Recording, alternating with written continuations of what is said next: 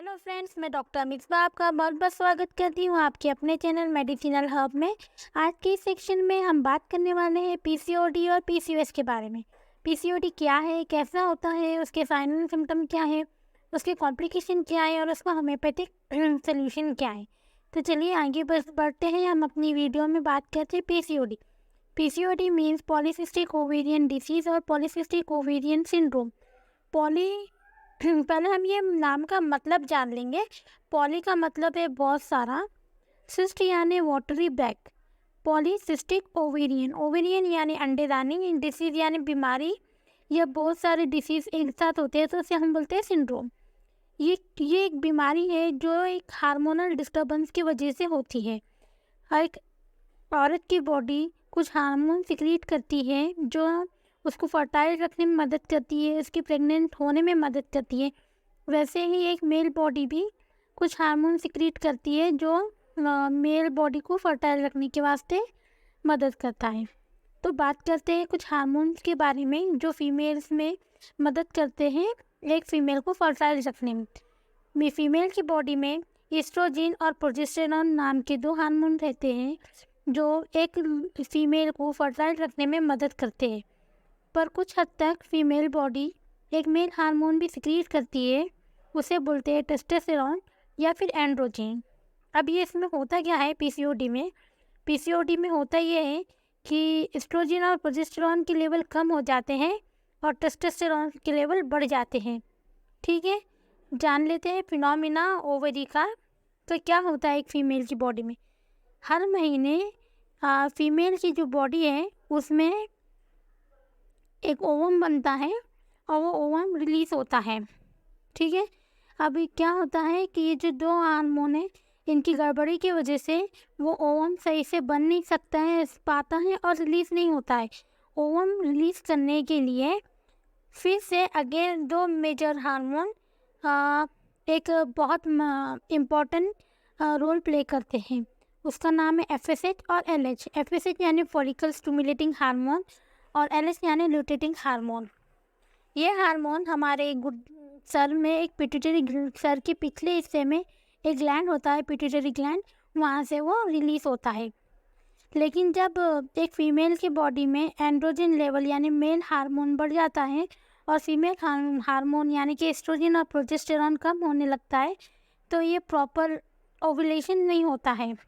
हर महीने एक अंडा रिलीज होता है जो सही से मैच्योर नहीं हो पाता है और वो अंडेदानी में आके जमा हो जाता है और ये फिनोमिना बार बार रिपीट होता है, इसीलिए अंडेदानी में छोटे छोटे पानी की गठरियाँ बन जाते हैं, इससे हम कहते हैं सिस्ट।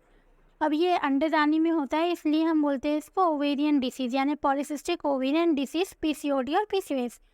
ठीक है, यहाँ तक हमने ये बात कर ली है कि ये होता क्यों है और कैसे होता है। अब हम इसके जानेंगे कॉस्ट जो है इसका आज तक के मेडिकल कॉस्ट अननोन है, इसका कॉस्ट आज तक के मालूम नहीं पड़ा है। हाँ, लेकिन ये एक सेडेंट्री लाइफस्टाइल की वजह से होता है, जैसा कि आजकल बहुत कॉमन हो गया है देर तक जगना रात में और देर से उठना दिन में। एक्टिविटी कम हो गई है, एक्सरसाइज कम हो गई है, उस वजह से ये हार्मोनल डिस्टर्बेंस होते हैं और पीसीओडी और पीसीओएस जैसे प्रॉब्लम्स फेस करने पड़ रहे हैं।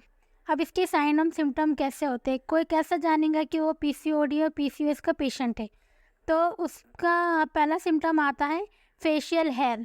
जाहिर बात है टेस्टोस्टेरोन बढ़ रहा है तो मेल अपीयरेंस भी दिखाई देगा।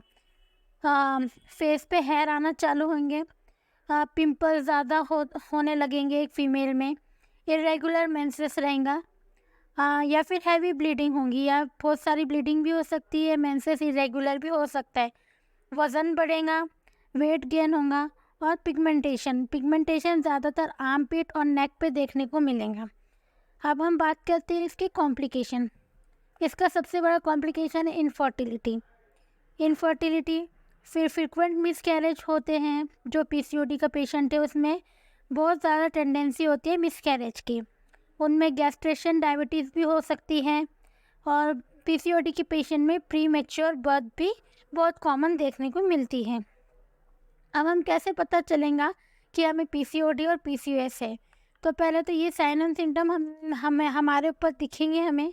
दूसरा, हम ब्लड टेस्ट करा सकते हैं, FSH करा सकते हैं, LH करा सकते हैं, प्रोलैक्टिन ब्लड टेस्ट करा सकते हैं, T3 T4 TSH भी करा के देख सकते हैं हम। और दूसरा, अल्ट्रासाउंड USG से भी मालूम पड़ सकता है कि हमें PCOD है या नहीं है। अब आगे बढ़ते हैं, बात करते हैं होम्योपैथिक ट्रीटमेंट की। होम्योपैथिक ट्रीटमेंट में पहले तो आएगा बायो कॉम्बिनेशन 15। ये रेगुलर मेंसेस के वास्ते यूज़ होती है बायो कॉम्बिनेशन 15। आपको 1 टैबलेट लेना है 3 टाइम। आप कुछ मॉडर्न टीचर देखेंगे कॉम्बिनेशन है, उसको मैं हेल्पफुल कॉम्बिनेशन बोलती हूँ। मैंने बहुत सारे पेशेंट्स में ये कॉम्बिनेशन देखा है, बहुत जल्दी रिज़ल्ट मिलता है। तो पहले तो हम ये सब जो मॉडर्न टीचर बता रही हूँ मैं, एक अच्छी क्लीन बॉटल लेना है और उसमें इक्वल क्वांटिटी में डिवाइड करके हमें ये सब मदर टीचर मिक्स करना है। तो पहला मदर टीचर आता है pulsatilla Nigeria mother teacher, second आता है गॉस्पियम मदर टीचर, थर्ड आता है अशोका मदर टीचर और फोर्थ आता है सिनिका मदर टीचर। ये सब मदर टीचर को इक्वल क्वांटिटी में हमें एक बॉटल में भरना है और उसे अच्छे से मिक्स करना है। 20 ड्रॉप 3 टाइम्स लेना है गुनगुने पानी में। 20 टाइम 3 ड्रॉप गुनगुने पानी में लेना है। इससे मेंसेस रेगुलर होते हैं, PCOD की प्रॉब्लम कई हद तक क्योर होती है। अब बात करते हैं कुछ पोटेंसी की। 30 पोटेंसी में जो लेना है हमें, सबसे पहले उसमें आती है देखो ओवेरियम, इसको ओवेरियम भी बोलते हैं। 6 CH में लेना है 2 ड्रॉप टंग के ऊपर 3 टाइम अ डे। ओवेरियम 6 CH 2 drop 3 time a day, ठीक है।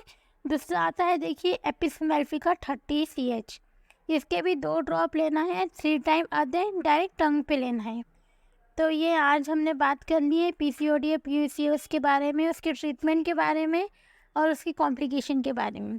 अगर आपको इससे रिलेटेड कुछ डाउट है, कुछ क्वेश्चन हैं, तो आप मुझे कमेंट कर सकते हैं और मेरे इंस्टाग्राम के पेज पे जाके मुझसे कनेक्ट भी हो सकते हैं या फिर मेरे क्लिनिक पे भी आ सकते हैं। मेरा क्लिनिक उरुष क्लिनिक जिनसी नवाबपुरा औरंगाबाद में महाराष्ट्र में है। मिलते हैं हम अगली वीडियो में, जब तक कि आप आपका ख्याल रखिए। अल्लाह हाफिज़।